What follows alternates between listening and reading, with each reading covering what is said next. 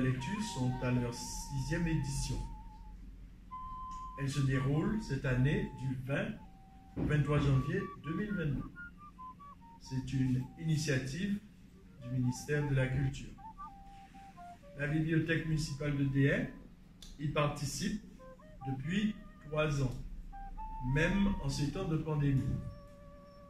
Ainsi, comme l'année dernière, nous voilà en visio à vous inviter à nous aimer toujours, à nous aimer encore, puisque c'est le thème de cette 6e édition. Que l'amour du livre, du lire, de la lecture, de la bibliothèque nous emporte. Tel est le vœu de Madame Janima, le maire de Déhay, et de son conseil municipal. Faisons de notre bibliothèque un objet d'amour. Extrait du livre de Frédéric Belbédé. L'amour dure 3 ans. Je pense à toi tout le temps. Je pense à toi le matin, en marchant dans le froid. Je fais exprès de marcher lentement pour pouvoir penser à toi plus longtemps. Je pense à toi le soir, quand tu me manques au milieu des fêtes, où je me saoule pour penser à autre chose qu'à toi, avec l'effet contraire. Je pense à toi quand je te vois, et aussi quand je ne te vois pas.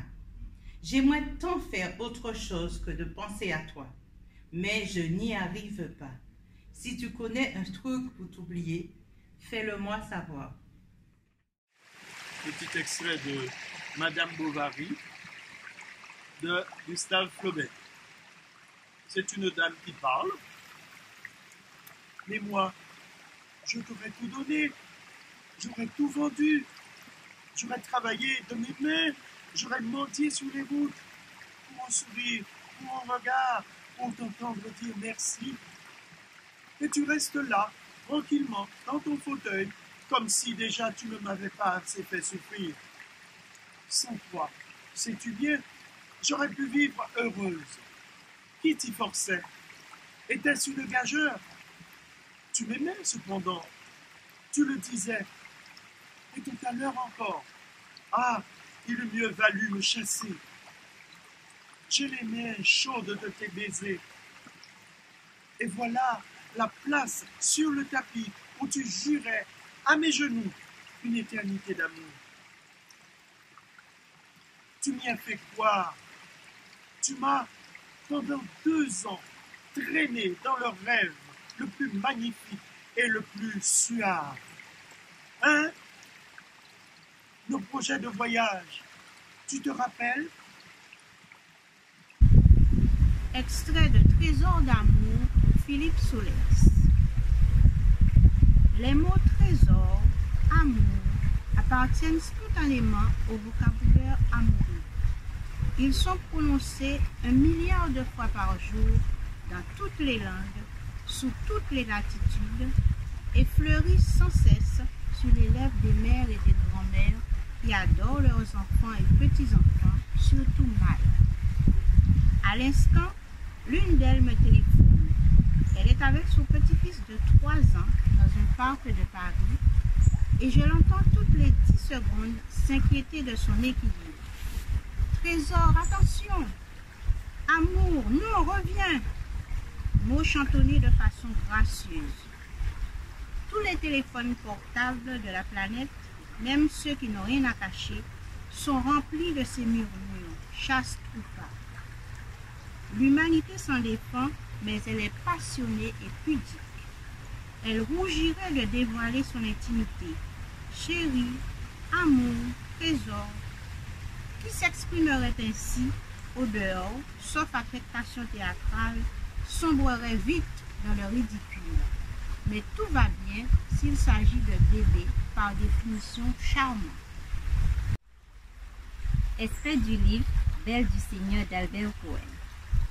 Les autres mettent des semaines et des mois pour arriver à aimer, et à aimer peu. Il leur faut des entretiens et des goûts communs, et des cristallisations. Moi, Ce fut le temps de battement de paupières. Dis-moi, fou. Moi, croyez-moi, un battement de ses paupières, et elle me regarda sans me voir.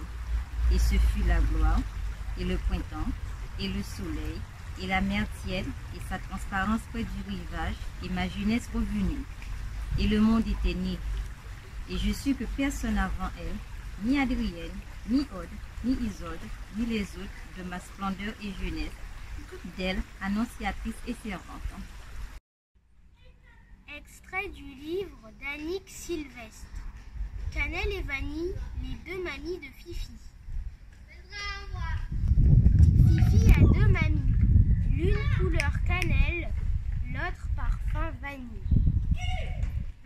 Mamie Cannelle et Mamie Vanille, toutes deux habitent une île. Il Maloya pour Vanille, il Woka chez Cannelle. Quand il fait jour chez l'une, chez l'autre tombe déjà la nuit. Cannelle et Vanille, par-delà leur île, se donnent la main. Si lointaine et si proche, des milliers de kilomètres à vol d'oiseau, une vingtaine d'heures dans le grand vaisseau aérien, de toutes petites minutes sur la vaste toile du monde. Extrait de La Princesse de Clèves par Madame de La Fayette. Madame de Clèves avait ouï parler de ce prince à tout le monde, comme de ce qu'il y a de mieux fait et de plus agréable à la vue. Et surtout, Madame la Dauphine le lui avait dépeint d'une sorte et lui en avait parlé tant de fois qu'elle lui avait donné de la curiosité et même de l'impatience de le voir. Elle passa tout le jour des fiançailles chez elle à se parer pour se trouver le soir au bal et au festin royal qui se faisait au Louvre. Lorsqu'elle arriva, l'on admira sa beauté et sa parure. Le bal commença et comme elle dansait avec M. de Guise, il se fit un assez grand bruit vers la porte de la salle, comme de quelqu'un qui entrait et à qui on faisait place. Madame de Clèves acheva de danser, et pendant qu'elle cherchait les yeux quelqu'un qu'elle avait dessein de prendre, le roi lui pria de prendre celui qui arrivait. Elle se tourna et vit un homme qu'elle crut d'abord ne pouvoir être que M. de Nemours, qui passait par-dessus quelques sièges pour arriver où l'on dansait. Ce prince était fait d'une sorte qu'il était difficile de n'être pas surprise de le voir quand on ne l'avait jamais vu. Surtout ce soir-là, où le soin qu'il avait pris de se parer augmentait encore l'air brillant qu'il était dans sa personne. Mais il était difficile aussi de voir Madame de Clèves pour la première fois sans avoir un grand étonnement. Monsieur de Nemours fut tellement surpris de sa beauté que lorsqu'il fut proche d'elle et qu'il lui fit la révérence, il ne put s'empêcher de donner des marques de son admiration. Quand ils commencèrent à danser, il s'éleva dans la salle un murmure de louanges. Le roi et la reine se souvinrent qu'ils ne s'étaient jamais vus et trouvèrent quelque chose de particulier de les voir danser ensemble sans se connaître. Ils les appelèrent quand ils eurent fini, sans leur donner le loisir de parler à personne, et leur demandèrent s'ils n'avaient pas bien envie de savoir qui ils étaient et s'ils ne s'en doutaient point. Pour moi, madame, dit M. de Nemours, je n'ai pas d'incertitude. Mais comme Madame de Clèves n'a pas les mêmes raisons pour deviner qui je suis que celles que j'ai pour la reconnaître, je voudrais bien que votre majesté eût la bonté de lui apprendre mon nom. Je crois, dit Madame la Dauphine, qu'elle le sait aussi bien que vous savez le sien. Je vous assure, madame, reprit Madame de Clèves, qui paraissait un peu embarrassée, que je ne devine pas si bien que vous pensiez. Vous devinez fort bien, répondit Madame la Dauphine, et il y a quelque chose d'obligeant pour M. de Nemours à ne vouloir pas avouer que vous le connaissez sans jamais l'avoir vu. La reine les interrompit pour faire continuer le bal. M. de Nemours prit la reine Dauphine. Cette princesse était d'une parfaite beauté et avait paru telle aux yeux de M. de Nemours avant qu'il allât en Flandre. Mais de tout le soir, il ne put admirer que Madame de Clèves.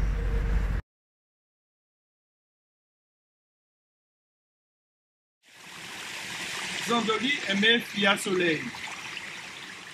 Ni se mandé, ni kay mandé maillé. Tout pendant y a un chemin, il y a connu tout à Sipota, Casa Soleil, Zandoli qui a fait bap et bien Foumi. Ami Foumi, est-ce que ça va aussi au la soleil carrété? Bien qui songeait, en cas songeait Fiaï, fait en moins qu'à tonne. Ni se mandé, en cas demandé Imaï. Foumi, qui était là qu'à battre son père, pas même moins de temps à rester roulé. Mais, pour il faut étouffer, oui. Quand t'as un cochi cousin qui fait ses têtes en bas ou qu'à garder mon. Ah ouais, Fia Soleil fait que chambre maillère. Zandoli, Ross et entêté, qu'a dit en quel. Ani Foumi a roulé trop. Il ne peut pas qu'à comprendre l'homme. Il a continué dans ses devants.